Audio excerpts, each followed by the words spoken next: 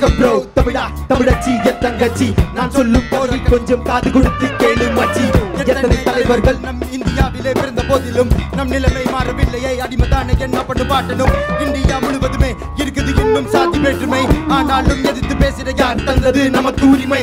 தொட்டாலே தீட்டென்றான், பார்த்தாலே பாவம் என்றான். இல்லாத கட்டுக்கதைகளை சொல்லி சொல்லி நம்மளை தள்ளி வைத்தான். பள்ளியில் போக முடியாது, கோயிலுக்குள்ளுள் பாதம் நுழையாது, சாலையில் போக முடியாது, அகடித்தாலும் கேட்டாலே 1000 ஆண்டுகள் போனது. இப்படி ஆனாலும் இன்றைக்கு மாறுவது படித்து பார் உன் வரலாறு. நமக்கு முகவரி அது யாரு?